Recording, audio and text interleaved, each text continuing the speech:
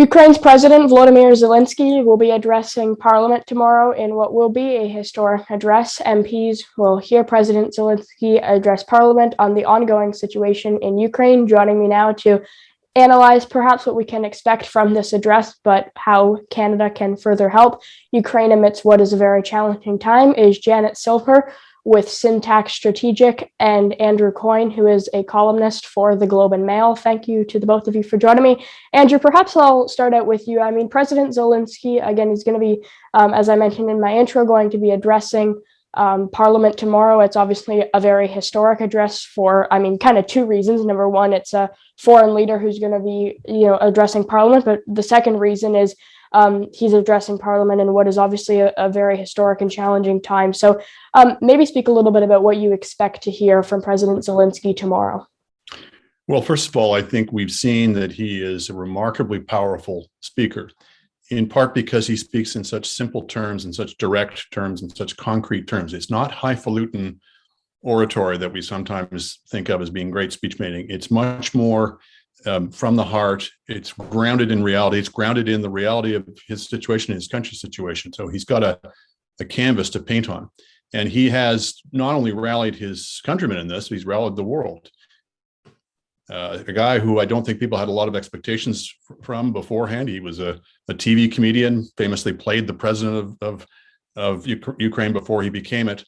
But, he has risen to the moment in a way that's absolutely crucial. Imagine if he had left the country, as some were urging him to do, and as he would have been quite reasonable in doing in some ways. I don't think Ukraine and the Ukrainian soldiers would be fighting quite as hard if they didn't know that their president had their backs. It's a remarkable situation where the person rises to the moment.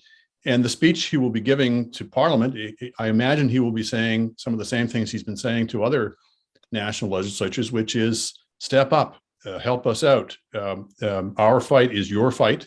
If Russia, Vladimir Putin can be stopped in Ukraine, then he can be stopped elsewhere. If he succeeds in Ukraine, then we've got an even worse problem on our hands. And the Ukrainians are, of course, bearing the brunt of this, and they are dying in their hundreds and thousands, in particularly civilians.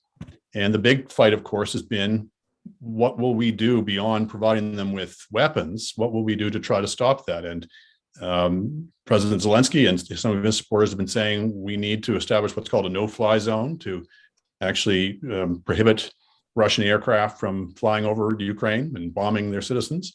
But people are understandably hesitant to do that because that would involve NATO in a direct conflict with Russian aircraft and risks escalation from there. So it's a horrible dilemma that everyone's trying to figure out what the right way through is. But his job is to advocate for his people and their situation, and that's what we'll be hearing, I imagine, in front of Parliament.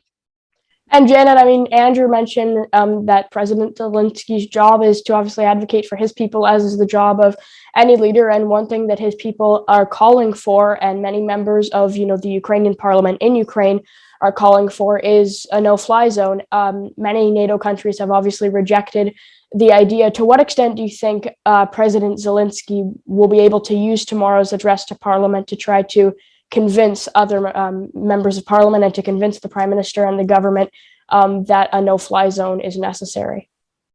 I'm sure he will use every tool he possibly can to try to convince Canadian parliamentarians that this is the way that they need to go, the support that his country needs in the ongoing war with Russia. But look, at the end of the day, a no-fly zone for NATO, as the NATO Secretary General has indicated, has said before, would trigger NATO's involvement in this war. And that is something that NATO leaders in Europe are really hesitant to do. They don't want to see a World War III.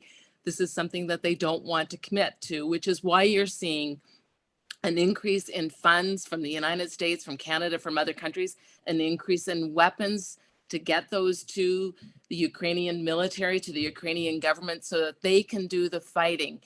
And as well, opening up borders for those fleeing. It was, the United Nations reported this morning that about more than 2.5 million Ukrainians have fled the country. They're expecting that number could go up to 4 million.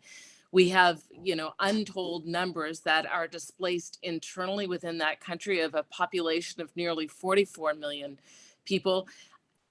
So Zelensky will be appealing to and for this no-fly zone, but obviously there's still talk about what other avenues. Are there more sanctions? What more can they do to the Russian oligarchs, to Putin, to try to de-escalate and get them to back off their ongoing attacks? Andrew, I mean, obviously, various governments, NATO governments, have said, that they are going to support Ukraine. They're just not willing to go as far as a no-fly zone. Where and why do you think NATO countries draw the line as to, what is almost providing too much support in the sense of a no-fly zone? Well, that is absolutely the right question. And I think some people in this debate think there's a very clear line to be drawn, that it's okay to provide them with weapons, but if you establish no-fly zones, that's a step too far. I'm not sure we know that. Vladimir Putin could draw the line in wherever he wants to. And one thing we've seen is that when we have taken steps to not escalate things, he turns around and escalates. So, we in the NATO side have been very careful of saying, well, we're not going to invade, intercede in this conflict, except to provide weapons.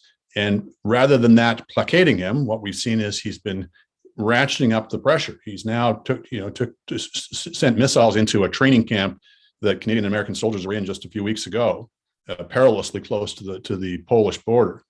And I think we're going to see increasing attempts to sort of probe for weakness and division within the NATO camp. So I think the better way of looking at the no-fly zone question, frankly, is, would it work? Is that actually what's required? And there's lots of reasons to think that, in fact, the problem isn't Russian aircraft, it's their missiles that are really doing a lot of the damage. And a no-fly zone really wouldn't address that. But at some point, we're always going to be essentially having to call his bluff at some point. Otherwise, he would just keep pushing and pushing. And we've seen it saying, oh, you can't even have sanctions. Sanctions is an act of war. Well, if we took seriously the idea that we have to sort of take Vladimir Putin's instructions on where the line is, then we would meekly withdraw those. So at some level, we have to be willing to kind of risk his ire and call his bluff, knowing that he doesn't want to get a nuclear war any more than we do. But we've got to be sensible about it, and we have to have there will be lines where any sensible person would know, that you would be absolutely crossing. If we were to invade Russia, for example, obviously that would be a tripwire. So somewhere between sanctions and invading Russia, somewhere in there is the line. But I don't think it's as simple a matter of saying this is the line any further than that. It's a constant game of sort of push and prod and seeing what the reaction is, and it requires really, really skilled leadership and cool heads. And Janet, I mean, in terms of, obviously, various NATO countries are saying that a no-fly zone would only lead to further escalation, as opposed to Ukraine is saying, no, a no-fly zone would put an end to the war. I mean, how do you kind of balance those two perspectives when it comes to a no-fly zone? At the end of the day, if a no-fly zone is established, let's just do that hypothetically, what that would mean is that if a Russian airplane went into that no-fly zone area, it would force NATO at that point to take a position and possibly shoot down that aircraft. Immediately they are engaged in this war, which is, at the end of the day, that's where the reluctance comes, because then they are drawn into battle. To go back to the whole idea of how long you let this continue, I mean, Zelensky says one of the reasons why they need that no-fly zone is to protect its citizens, to allow people to move, to get to a safe place. As Andrew said, it is a really difficult situation as you have Russia sending missiles and attacking places, Kiev and various other cities and the port cities as well.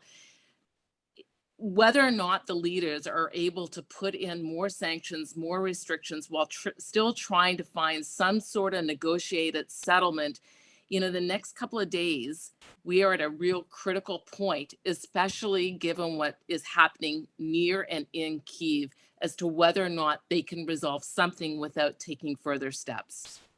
But I'll tell you why, if we think it's been terrible for Ukrainians so far, let's suppose, so far they've killed maybe, a couple of thousand people, I think, civilians, with conventional weapons. Supposing he starts using chemical weapons and people start dying in the tens of thousands, I think it's going to be very, very difficult for the rest of the world to simply stand by and say that's okay. So, it's a constant weighing, I think, of risks, the risk of escalation versus what you can achieve by stepping in. And at some point, if the numbers of deaths, I hate to be discussing such a horrible subject, but if the numbers of deaths of civilians rises enough, you're going to be willing to take more risk than you might otherwise. Okay. And I would add to that, the horrific story, Wyatt. And no, go ahead. Go ahead. The horrific images we saw of the pregnant mother who was killed, those sorts of images, at the end of the day, we saw what happened back in the 90s in Sarajevo, what happened, and the push for then President Bill Clinton to step in and do something. Those sorts of images with that sort of innocent civilians being shown on the news, being reported, at some point, going back to what Andrew says, it'll be incredibly difficult for world leaders to stand by and not do something more. Okay, that is Andrew Coyne and Janet Silver. Thank you so much to the both of you for joining me and for obviously discussing a topic that is obviously relevant to many Ukrainians, many Ukrainian Canadians. And so thank you again so much for joining me. Thank you. Thank you.